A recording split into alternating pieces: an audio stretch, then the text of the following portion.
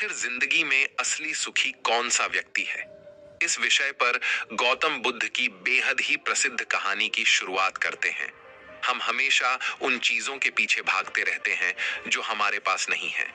हम भविष्य में उन्हें पाने के लिए लगातार प्रयास करते रहते हैं, लेकिन हम यह भूल जाते हैं कि जिस चीज को पाने का हम प्रयास कर रहे हैं, उसके कारण हमारा वर्तमान दुखी हो रहा है।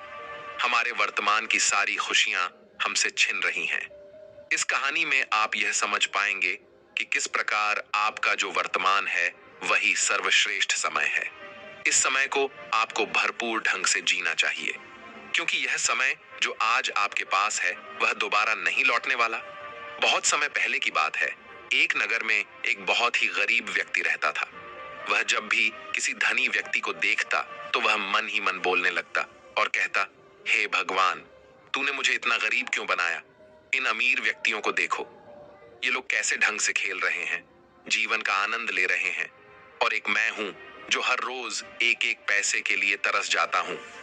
मेरे पास तो फूटी कौड़ी तक नहीं है और ये लोग पैसे बर्बाद कर रहे हैं। हे भगवान, मुझे भी अमीर बना दे। एक दिन वह व्यक्ति इसी तरह बोल रहा था। तभी उसके पास से एक बौद्ध भिक्षु गुजर रहे थे।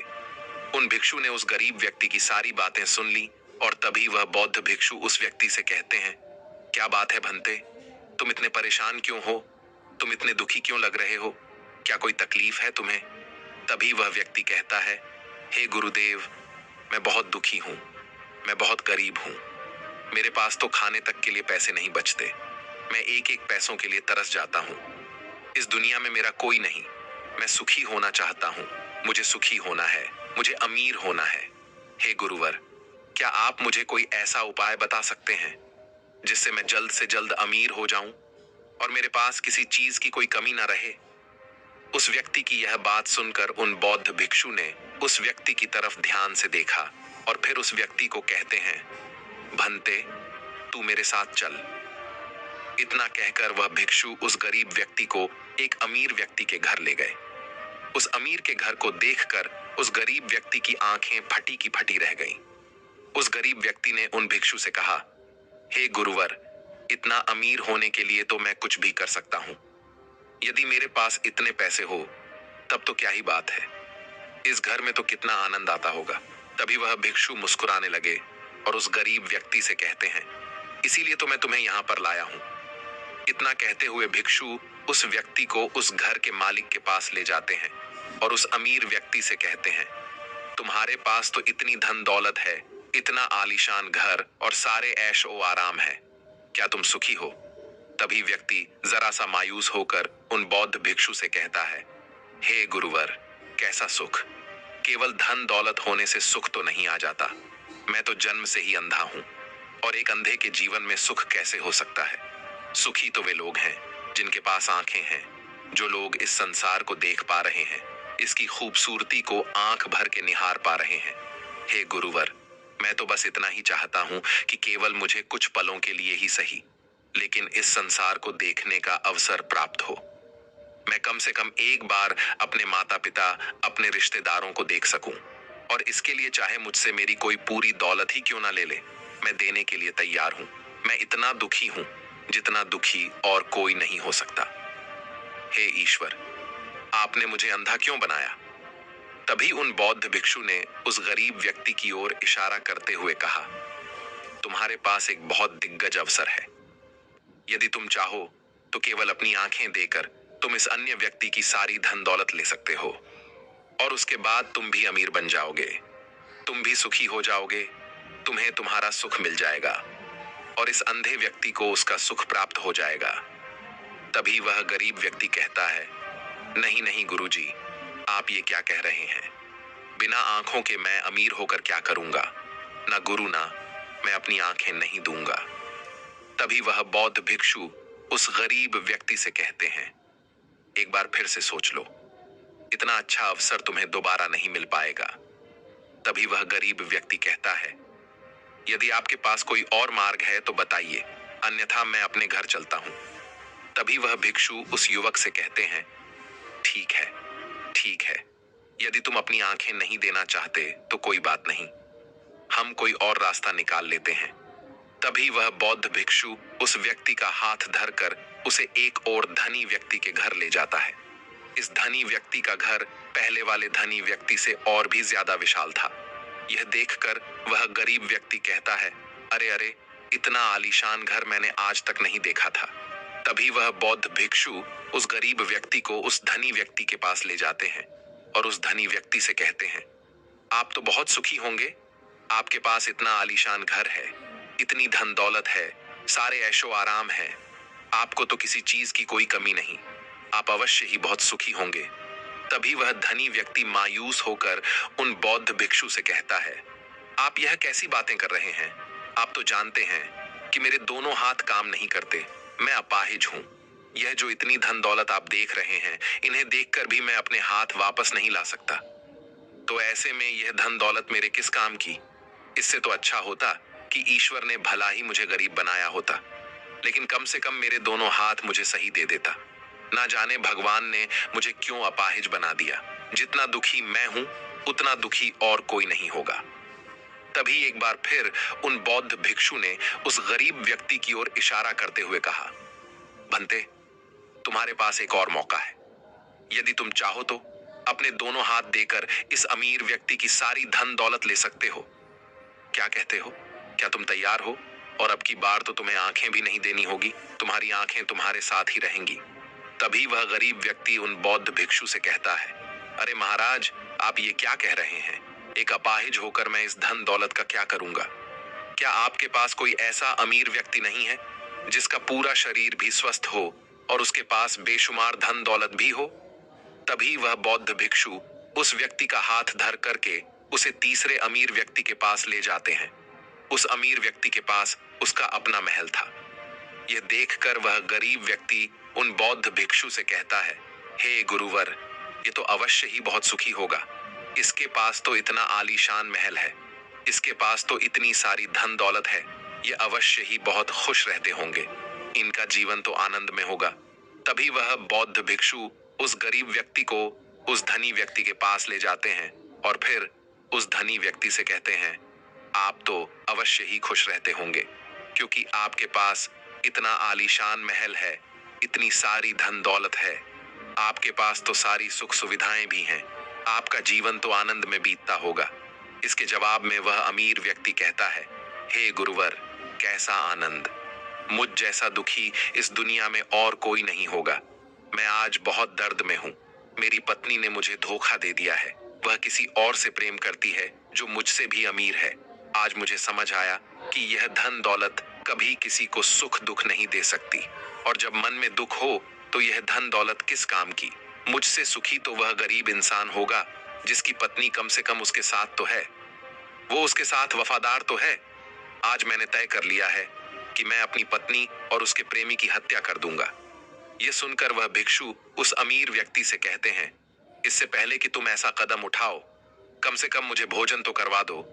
जाओ और भोजन की व्यवस्था करो, और साथ में कुछ कांच के टुकड़े भी ले आना। वह धनी व्यक्ति सभी साधु संतों का बहुत आदर करता था, इसलिए वह उन बौद्ध भिक्षुओं की बात मान जाता है। लेकिन वह यह नहीं समझ पाता कि आखिर उन बौद्ध भिक्षु ने खाने के साथ कांच के टुकड़े क्यों मंगवाए हैं। लेकिन जैसा कि उन बौद्ध भिक्षु ने कहा था, वह अमीर व्यक्ति उसी प्रकार खाने की व्यवस्था कर देता है। वह भोजन के साथ कुछ कांच के टुकड़े लेकर उन बौद्ध भिक्षु के पास पहुंचता है। तभी वह बौद्ध भिक्षु, वह गरीब व्यक्ति और वह धनी व्यक्ति तीनों एक साथ भोजन करने बैठते हैं, और उसी समय बौद्ध भिक्षु कुछ कांच के टुकड़े उठाकर उस अमीर व्यक्ति के भोजन में मिला देते हैं और उससे कहते हैं, लो, अब तुम इसे खा सकते हो। वह अमीर व्यक्ति अचंभित हो गया और उन बौद्ध भिक्षु से कहता है, हे गुरुवर, आप यह क्या कह रहे हैं? इस खाने में तो कांच के टुकड़े आपने मिलाए हैं। इस भोजन को मैं कैसे खा सकता हूं? यदि यह भोजन मैं करूंगा तो इससे मुझे बहुत तकलीफ होगी और हो सकता है कि मेरी मृत्यु भी हो जाए। तभी वह भिक्षु मुस्कुराने लगे और उस अमीर व्यक्ति से कहते हैं, तुम्हें यह बात तो समझ में आ गई, लेकिन तुम्हें यह बात नहीं समझ में आती कि अगर इस भोजन को खाना है तो इस भोजन के कांच के टुकड़ों को तुम्हें निकाल कर अलग करना ही होगा। तभी यह भोजन तुम्हारे खाने योग्य बनेगा और तब यह भोजन तुम्हें कोई तकलीफ नहीं देने वाला, बल्कि तुम्हें सुख ही प्रदान करेगा। इस पर वह अमीर व्यक्ति अचरज में उन बौद्ध भिक्षु से कहता है, हे गुरुवर, आखिर आप क्या कहना चाहते हैं? तभी वह बौद्ध भिक्षु उस अमीर व्यक्ति से कहते हैं, ऐसे लोग जो कांच के टुकड़े के समान हैं, यदि तुम उनके साथ चिपके रहोगे तो तुम्हें दर्द तो अवश्य ही होगा। जिस प्रकार यह कांच का टुकड़ा मिला हुआ भोजन तुम्हें दर्द प्रदान करेगा, इसलिए इसका समाधान तो यही है कि तुम इन कांच के टुकड़ों को भोजन से अलग कर दो और जो है उस पर ध्यान दो, अर्थात कि तुम उन लोगों को भूल जाओ जो तुम्हारे जीवन में नहीं है और उन लोगों पर ध्यान दो जो इस समय तुम्हारे साथ हैं, जैसे कि तुम्हारी पुत्री। वह भी तो तुम्हारे प्यार की भूखी है। क्या तुम्हारा यह कर्तव्य नहीं है कि तुम उसका ख्याल रखो, उसकी परवरिश करो? आगे भिक्षु उस अमीर व्यक्ति से कहते हैं, सुख तो तुम्हारे पास ही है, बस इन कांच के टुकड़ों को, अर्थात अपनी पत्नी और उसके प्रेमी की हत्या करने का यह विचार अपने मन से निकाल दो, अन्यथा यह कांच के टुकड़ों से मिला हुआ भोजन के समान ही होगा और इसका परिणाम भी बहुत भयानक होगा। वह भिक्षु इतना कहकर शांत हो गए और उस अमीर व्यक्ति को भी उन भिक्षु की बात समझ में आ गई। उन्होंने तुरंत ही उन बौद्ध भिक्षु के चरण छुए और वह अमीर व्यक्ति कहने लगा, हे गुरुवर, आपने मुझे पाप करने से बचा लिया है, मैं आपका बहुत बहुत आभारी हूं। उसके बाद वह भिक्षु उस गरीब व्यक्ति को लेकर आगे की ओर निकल जाता है। तभी रास्ते में वह गरीब व्यक्ति उन भिक्षु से कहता है, हे गुरुवर, क्या इस दुनिया में ऐसा कोई नहीं है जो सुखी हो? तभी वह भिक्षु उस गरीब व्यक्ति से कहते हैं, भंते, आखिर तुम सुखी क्यों नहीं हो? इस पर वह गरीब व्यक्ति कुछ देर के लिए सोच विचार करता है, लेकिन उसके पास कोई जवाब नहीं होता। तभी वह भिक्षु उस गरीब व्यक्ति से कहते हैं, क्योंकि तुम्हें वह चाहिए जो तुम्हारे पास नहीं है। तुम्हारे पास धन नहीं है और तुम्हें धन चाहिए। तुम अमीर होना चाहते हो। तुम्हें लगता है कि वह तुम्हें सुख देगा, लेकिन तुम इस वास्तविकता को भी भूल रहे हो कि बाद में तुम्हें दुख भी वही देगा। जैसे कि जब हम पहले एक अमीर व्यक्ति के पास पहुंचे थे तो उसके पास आंखें नहीं थीं। उसके पास जो नहीं था वह उसके लिए बिलख रहा था, जबकि उसके पास तो बेशुमार धन दौलत थी और उसका पूरा शरीर भी पूरी तरह से स्वस्थ था, लेकिन उसका ध्यान उस पर नहीं था। वह उसे छोड़कर उन चीजों के पीछे भाग रहा था जो उसके पास नहीं थी। इसी तरह से दूसरे अमीर व्यक्ति के पास आंखें थीं, धन दौलत भी थी, लेकिन हाथ नहीं थे। इसी प्रकार जो चीज उसके पास थी वह उसका आनंद नहीं ले रहा था, बल्कि वह तो इस दुख में था कि उसके पास उसके हाथ नहीं है। और ठीक इसी प्रकार से तीसरा अमीर व्यक्ति भी दुखी था, क्योंकि उसके पास तो धन दौलत भी थी, ऐशो आराम भी था और उसके पास तो उसका पूरा शरीर भी था। वह पूरी तरह से स्वस्थ और तंदुरुस्त भी था, लेकिन फिर भी वह दर्द में था, क्योंकि उसे उसकी पत्नी ने धोखा दे दिया था, जो उसकी कभी हो ही नहीं सकती थी। जो स्त्री केवल धन के लिए किसी और के साथ भाग जाए, क्या वह उसका साथ कभी दे सकती थी? नहीं। लेकिन उस अमीर व्यक्ति के पास जो था, अर्थात उसकी पुत्री, वह उसके बारे में सोच ही नहीं रहा था। आगे वह भिक्षु उस गरीब व्यक्ति से कहते हैं, अमीर गरीब होने से दुख और सुख का कोई मतलब नहीं होता। अमीर हो या गरीब, हमारे दुखी होने का एकमात्र कारण यही होता है कि हम हमेशा उन चीजों के पीछे भागते रहते हैं जो हमारे पास है ही नहीं, और जो वर्तमान में हमारे पास है हम उस पर ध्यान ही नहीं देते और ना ही उसका आनंद ले पाते हैं। हम तो केवल भविष्य में घूमते रहते हैं, भूतकाल में अटके रह जाते हैं, और यह सारी गलतियां हम वर्तमान की जमीन पर करते हैं। और यही कारण है कि तुम कभी आनंदित हो ही नहीं पाते, तुम कभी खुश नहीं रह पाते, क्योंकि जो आनंद का समय है, अर्थात वर्तमान का समय है, वह तो यूं ही नष्ट हो जाता है। तभी आगे वह भिक्षु उस गरीब व्यक्ति की ओर इशारा करते हुए कहते हैं, भंते, तुम मुझे यह बताओ, क्या तुम्हारे पास उन तीनों अमीर व्यक्तियों के दुखों में से कोई एक भी दुख है? तभी वह गरीब व्यक्ति सोच विचार कर उन भिक्षु से कहता है, नहीं, मेरे पास उन अमीर व्यक्तियों के दुख में से कोई भी दुख नहीं है। इस पर भिक्षु उस गरीब व्यक्ति से कहते हैं, तो फिर तुम दुखी क्यों हो? इसका जवाब देते हुए वह गरीब व्यक्ति उन भिक्षु से कहता है, हे गुरु, भले ही मैं उनके मुकाबले सुखी हूं, पर क्या धन कमाना या धन प्राप्त करने की इच्छा नहीं होनी चाहिए? क्या मुझे अपने वर्तमान को इसी तरह से स्वीकार कर लेना चाहिए? क्या मुझे हमेशा इसी तरह से गरीब रहना चाहिए? तभी भिक्षु दिल से मुस्कुराते हुए उस गरीब व्यक्ति से कहते हैं, वर्तमान में वर्तमान क्षण का आनंद लो। वर्तमान में ही ऐसे कर्म करो जिससे तुम्हारा भविष्य सुधर सके, लेकिन ऐसी चीजों के पीछे व्यर्थ समय न गवाओ जो तुम्हारे पास आज नहीं है। जो तुम्हारे पास आज है उसका आनंद लो, और जो तुम पाना चाहते हो उसके लिए केवल कर्म करो, और उस कर्म का फल तुम्हें भविष्य में मिलेगा। यानी इसकी चिंता में भी मत रहना, क्योंकि यदि तुम इसकी चिंता में रहोगे तो कभी सुखी नहीं रह पाओगे, भले ही हालात कितने भी बुरे क्यों ना हो। केवल अपने आज पर ध्यान दो और अपने कर्म मन लगाकर करो। इतना कहकर वह भिक्षु शांत हो गए, और गरीब व्यक्ति को भी उन बौद्ध भिक्षु की बात अच्छी तरह से समझ में आ चुकी थी। वह यह समझ चुका था कि अब से उसे अपने वर्तमान पर ध्यान देना है, उसे अपने वर्तमान को सुधारना है। उसके बाद उस गरीब व्यक्ति ने उन बौद्ध भिक्षु को प्रणाम किया और वापस अपने घर लौट गया। अब से वह गरीब व्यक्ति यह सोचकर हमेशा खुश रहने लगा कि कम से कम वह उन 3 अमीर व्यक्तियों से अधिक खुश है। उसके पास अधिक खुशियों की वजह है। हाँ, यह बात और है कि उसके पास धन नहीं है, लेकिन उसके पास ऐसी चीजें हैं जो धन से कहीं ज्यादा कीमती हैं, और वह है उसका पूरा शरीर जो पूरी तरह से स्वस्थ है।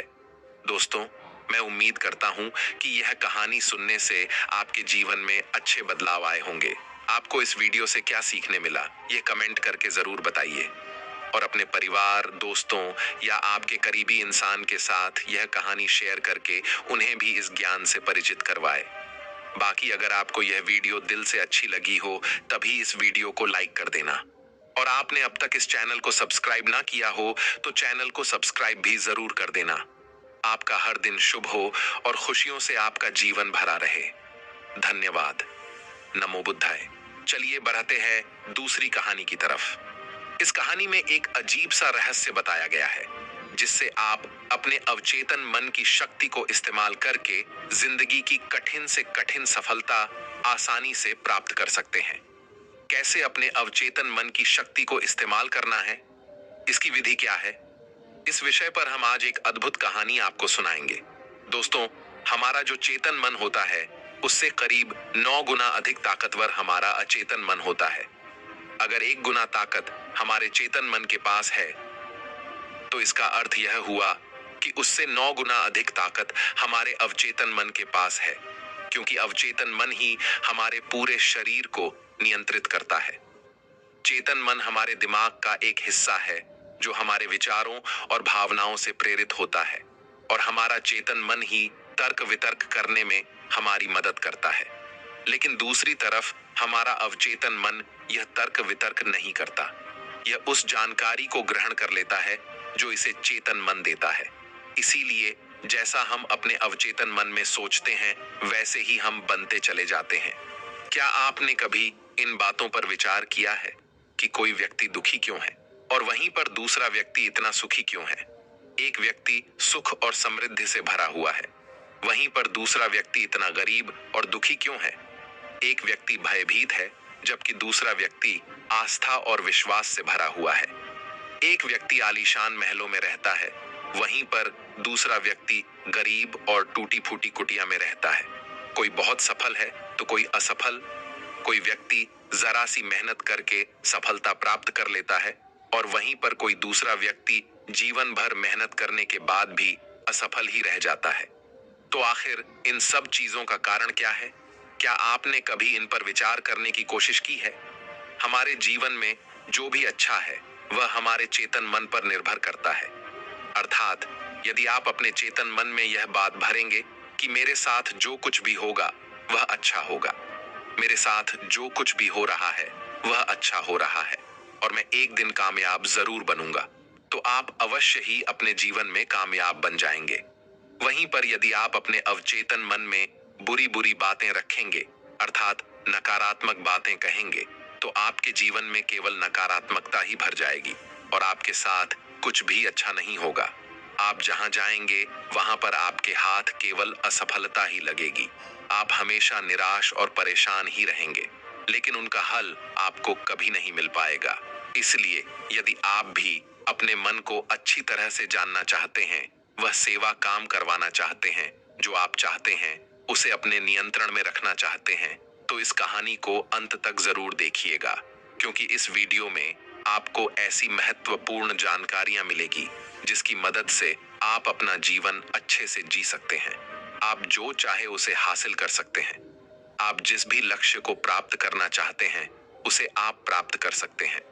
आज की इस कहानी में हम यह जानने वाले हैं कि आखिर चेतन मन और अवचेतन मन में मुख्य अंतर क्या है और वह किस तरह से काम करता है, और हम अपने अचेतन मन में अच्छी बातें किस प्रकार से भर सकते हैं जिससे हमारा जीवन परिवर्तित हो सके, हम सफलता की ओर आगे बढ़ सके। बहुत समय पहले की बात है। एक नगर में एक बहुत ही प्रसिद्ध गुरु रहा करते थे। उनकी ख्याति दूर दूर तक फैली हुई थी। उनके आश्रम में उनके कई शिष्य भी थे। एक दिन संध्या के वक्त वह गुरुवर अपने सभी शिष्यों को बुलाकर उन्हें उपदेश दे रहे थे। वे कह रहे थे, शिष्यों, हमारा मस्तिष्क दो भागों में विभाजित है, चेतन मन और अवचेतन मन। चेतन मन हमारे मस्तिष्क का पहरेदार है, वहीं पर अवचेतन मन हमारा मालिक है। उन गुरु की आवाज सुनकर एक शिष्य ने कहा, है गुरुदेव, आप क्या कहना चाहते हैं? आप कहीं यह तो नहीं कह रहे कि हमारे भीतर कोई और है जो हमें चला रहा है, जो हमारी सारी क्रियाओं पर नजर रखे हुए हैं? इस पर गुरुवर उस शिष्य को मुस्कुराते हुए कहते हैं, भंते, मैं तुम्हें एक छोटी सी कहानी सुनाता हूं। इस कहानी में तुम्हें तुम्हारे सवालों का जवाब मिल जाएगा। इस कहानी को ध्यानपूर्वक सुनना और इसे समझने का प्रयास करना। आगे गुरुवर कहानी बताते हुए कहते हैं, बहुत समय पहले की बात है। एक नगर में एक बहुत ही धनी सेठ रहा करता था और उसकी एक आलीशान हवेली भी थी। उसकी हवेली के द्वार पर हमेशा एक पहरेदार तैनात रहता था और हवेली में जब भी कोई उपद्रव होता, कोई शोर शराबा होता, तो उसकी आवाज चारों ओर गूंजने लगती और उस आवाज को सुनकर आसपास के लोग भी उस महल के पास आते और उस पहरेदार को खूब समझाने की कोशिश करते और कहते, देखो, तुम्हारी हवेली से बहुत सारी आवाजें आती हैं जिससे हमारे घर की शांति भंग हो जाती है। कृपया करके इन आवाजों को बंद करो।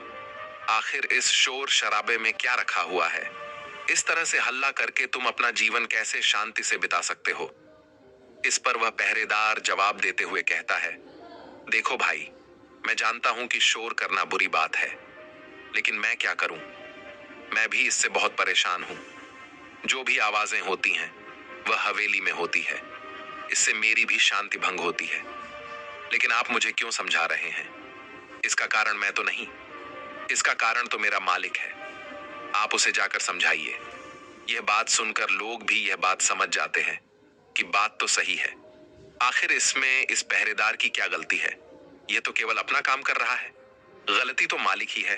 वह उपद्रव करता है, वह शोर शराबे करता है, और जब भी उसे यह सब करने का मन होता है तो वह हवेली के बाहर आता है और उपद्रव करके वह वापस हवेली में जाकर बैठ जाता है। और जिन लोगों को भी उस हवेली के मालिक से तकलीफ होती है, जिनकी भी शांति भंग होती है, वे सभी आकर उस पहरेदार को ही समझाने का प्रयास करते हैं। वह उसे खूब सुनाते हैं, लेकिन क्या इससे यह समस्या सुलझेगी? इस प्रश्न के साथ गुरुवर अपने शिष्य से कहते हैं, तुम ही बताओ, इसका क्या समाधान है? इस पर वे शिष्य गुरु के इस प्रश्न का जवाब देते हुए कहता है गुरुवर, जिन्हें भी उन हवेली के मालिक से तकलीफ है जो शोर शराबे करता है और लोगों की शांति भंग कर देता है, उन सभी को उनसे बात करनी चाहिए, तभी तो इसका समाधान निकलेगा। भला पहरेदार की इसमें क्या गलती है? वह तो केवल अपना काम कर रहा है और वह उससे ज्यादा कर भी क्या सकता है? उसके हाथों में तो और कुछ भी नहीं है। इस पर वह गुरुवर मुस्कुराते हुए अपने उस शिष्य से कहते हैं, भंते, ठीक इसी तरह से हमारा मन भी होता है। हमारा चेतन मन मनुष्य का पहरेदार होता है और पहरेदार को यह अच्छी तरह से पता है कि क्रोध करना बुरी बात है, बुरे शब्दों का इस्तेमाल करना बुरी बात है, अश्लील ख्यालों में खोए रहना बुरी बात है। अर्थात हमारे चेतन मन को यह बात बहुत अच्छी तरह से पता है कि गुस्सा करना, आलस करना, काम वासना जैसे विचार गलत है। यह सभी विकार हमारे भीतर नकारात्मक विचार उत्पन्न करते हैं, जिससे हमारा विनाश होता है। लेकिन वह कर भी क्या सकता है? वह चीज उसके हाथों में है ही नहीं, क्योंकि वह चीज वह कर ही नहीं रहा। यह तो वह अंदर बैठा मालिक कर रहा है, अर्थात हमारा अवचेतन मन, जो हमसे कोई भी कार्य बहुत ही आसानी से करवा लेता है। और यह सभी बातें हम में से हर कोई अच्छी तरह से जानते हैं, और हमें ऐसा लगता भी है कि हम अच्छी तरह से समझ चुके हैं, जैसे कि वह पहरेदार समझता है। लेकिन वास्तविकता में तो इससे हमारे जीवन पर कोई भी बुनियादी फर्क नहीं होता। आगे वह गुरु उस शिष्य से कहते हैं, भंते, तुमने भी अपने आप को कई बार यह समझाने की कोशिश की होगी कि मुझे सुबह सही समय पर उठना है, आश्रम की साफ सफाई करनी है, भिक्षा मांगने जाना है, और रात को आने के बाद मुझे ध्यान भी करना है। लेकिन क्या इससे कोई फर्क हुआ? इसका जवाब देते हुए शिष्य कहता है, नहीं, बिल्कुल नहीं हुआ। मैंने कई बार अपने आप को समझाया है कि मुझे इस समय पर यह काम करना है, मुझे अपना समय व्यर्थ नहीं करना, मुझे अपने समय का इस्तेमाल करना है, और मुझे आगे बढ़ना है। लेकिन मैं चाहकर भी उन सभी कार्यों को समय पर नहीं कर पाता। इस पर वह गुरुवर अपने उस शिष्य से कहते हैं, भंते, जब भी हम अपने आप को कुछ समझाने का प्रयास करते हैं तो हमें ऐसा लगता है कि अब हम समझ चुके हैं और अब हमसे कोई गलती नहीं होने वाली, और हम सोचते हैं ज़रेनिया कि अब हमारा जीवन बदल जाएगा, हम जो भी करेंगे अब वह सही होगा, अब तो हम जीवन में सफलता प्राप्त कर ही लेंगे। लेकिन दूसरे ही पल हम यह पाते हैं कि हमारे जीवन में कोई बुनियादी बदलाव आया ही नहीं है, और ऐसा केवल हमारी नासमझी के कारण होता है। हम अपनी नासमझी के कारण अवचेतन मन की जगह पर अपने चेतन मन को समझाने का प्रयास करते हैं, अर्थात मालिक को त्याग कर हम पहरेदार से बात करते रहते हैं और उसे समझाने की कोशिश करते हैं। लेकिन तुम यह भूल जाते हो कि आखिर वह पहरेदार कर भी क्या सकता है? वह सब उसके हाथों में है ही नहीं है। हमें तो अपने अवचेतन मन को समझाने की आवश्यकता है। हमारी बुद्धि, अर्थात वह पहरेदार जो यह समझ जाता है कि क्या सही है और क्या गलत, उसे कब क्या करना है, क्या नहीं करना। लेकिन ये सारी बातें केवल हमारे पहरेदार, अर्थात हमारे चेतन मन के सीमित रह जाती हैं। ये सारी बातें हवेली के उस मालिक, अर्थात हमारे अवचेतन मन तक तो पहुंच ही नहीं पाती। और यही कारण है कि हमारे जीवन में कभी कोई बुनियादी बदलाव हो ही नहीं पाता।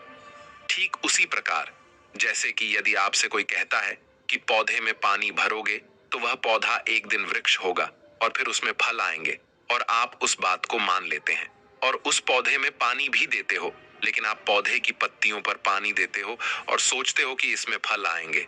लेकिन जरा एक बार के लिए यह सोचिए, अगर पत्तियों में पानी दोगे तो उसमें फूल और फल कैसे आएंगे? हमें तो उस पौधे की जड़ में पानी देने की आवश्यकता है, लेकिन हम में से अधिकांश लोग केवल पत्तियों पर ही पानी छिड़क कर अपने आप को बहुत भाग्यशाली समझने लगते हैं। लेकिन वे यह भूल जाते हैं कि जो जो पानी वह पत्तियों पर दे रहे हैं, वह पानी पेड़ की गहराइयों में तो जा ही नहीं पा रहा। तो ऐसे में उस पौधे पर फल कैसे लगेंगी? ठीक इसी प्रकार हम भी अपने मन के साथ करते हैं, और यही कारण है कि हम अपने जीवन में जो भी चाहते हैं वह हमें नहीं मिल पाता। हम अपने जीवन में फल चाहते हैं, लेकिन वह हमें नहीं मिल पाता। इस पर शिष्य उन गुरुवर से कहता है गुरुवर, तो फिर हमें क्या करना चाहिए? क्या ऐसा कोई उपाय है जिससे हम अपने चेतन मन की सारी बातें अपने अवचेतन मन तक पहुंचा सकें? ऐसी कोई प्रक्रिया है जिसमें हम अपने संदेश को अपने चेतन मन तक पहुंचा सके? इस पर वह गुरुवर शिष्य से कहते हैं, भंते, यदि तुमने अपने संदेश को चेतन मन तक पहुंचा दिया, तब तुम जो चाहोगे वह इच्छा प्राप्त कर सकते हो। तुम जैसा चाहो उस लक्ष्य को प्राप्त कर सकते हो, क्योंकि हमारा अवचेतन मन हमारे चेतन मन से 9 गुना अधिक शक्तिशाली होता है।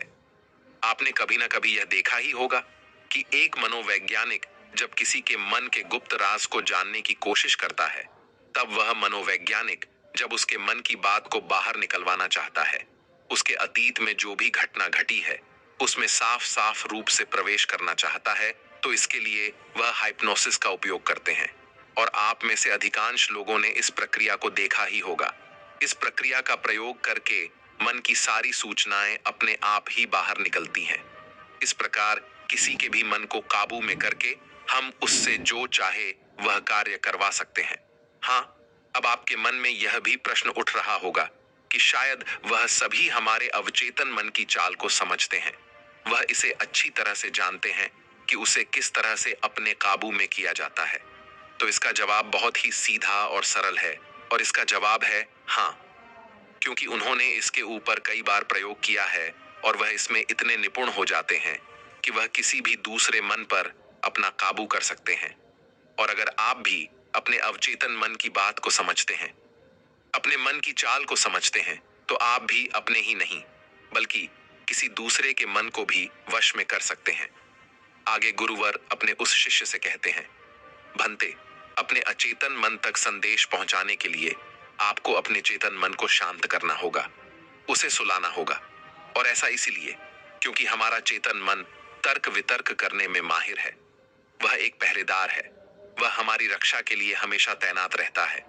इसीलिए जब भी तुम अपना कोई संदेश उस चेतन मन तक पहुंचाने की कोशिश करोगे जरेनिया, तो वह तुमसे तर्क वितर्क जरूर करेगा और हमें अपनी बात अपने मालिक तक पहुंचाने की इजाजत तक नहीं देगा।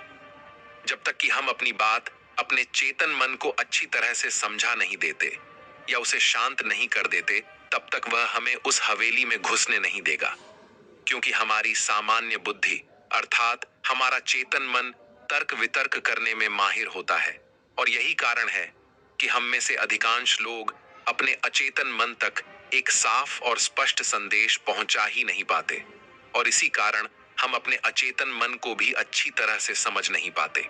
और हमारा अचेतन मन तर्क वितर्क नहीं करता, उसे तो केवल साफ और स्पष्ट संदेश चाहिए जिस पर वह कार्य कर सके, और उस तक हम साफ और स्पष्ट संदेश तभी पहुंचा सकते हैं जब हमारा मन पूरी तरह से शांत रहेगा, जब हमारे मन में और कोई विचार नहीं होंगे। और यही कारण है कि जब एक मनोवैज्ञानिक किसी के मन पर प्रयोग करता है, उसके मन को काबू करने की कोशिश करता है, उससे मनचाही बात निकलवाने की कोशिश करता है, तो सबसे पहले वह उसके चेतन मन को ही सुलाते हैं। आपने कहीं ना कहीं यह तो देखा ही होगा कि उनके सामने एक पेंडुलम जैसी चीज उनकी आंखों के सामने रख दी जाती है और उसे घुमाया जाता है, जिसे लगातार देखने के बाद वह व्यक्ति पूरी तरह से निद्रा में चला जाता है, और इस कारण उसका चेतन मन पूरी तरह से शांत हो जाता है। और जब उसका पहरेदार पूरी तरह से सो जाता है और उसके पास तर्क वितर्क करने के लिए कोई नहीं बचता, तब वह वैज्ञानिक आसानी से उस हवेली में जाता है और उस मालिक से जी भर के बातें करता है। जो बातें वह चाहता है वह बातें वह उससे निकलवा देता है। टिब के एक महान दार्शनिक ने कहा था कि अगर बात समझ में आ जाए तो आपका जीवन परिवर्तित हो जाता है। लेकिन उन्होंने वह बात उस समय के लोगों के लिए कही थी, क्योंकि उस समय टिब और बाकी दुनिया के लोग बहुत सरल हुआ करते थे। उनका मन बहुत साफ हुआ करता था, और उनको जो भी बातें बताई जाती थीं, वह उन बातों को बहुत शांतिपूर्वक सुनते और समझते थे। उस समय कोई भी तर्क वितर्क नहीं करता था, और जब कोई व्यक्ति तर्क वितर्क करने में माहिर होता था तो वह उसे तर्क वितर्क करने देते और शांति से केवल उसकी बातें सुनते। जब तक कि व्यक्ति तर्क वितर्क करके थक ना जाए, तो वह गुरु के पास वापस आता है और उनसे कहता है गुरुवर, मैं अब तर्क वितर्क करके थक चुका हूं, लेकिन उससे मुझे कुछ भी हासिल नहीं हुआ। कृपया करके अपना कोई मार्ग बताइए। आप मुझे अपने तरीके से समझाएं। अब मैं उसमें कोई भी अवरोध उत्पन्न नहीं करूंगा। ठीक इसी प्रकार से हमारी बुद्धि भी काम करती है। जब हमारा मस्तिष्क तर्क वितर्क करके थक जाता है, तब उसे इस बात का एहसास होता है कि तर्क वितर्क करके उसे कुछ भी हासिल नहीं होने वाला, और उस समय तक उसे कुछ भी समझ में नहीं आएगा। अगर आपको यह वीडियो दिल से अच्छी लगी हो, तभी इस वीडियो को लाइक कर देना, और आपने अब तक इस चैनल को सब्सक्राइब ना किया हो तो चैनल को सब्सक्राइब भी जरूर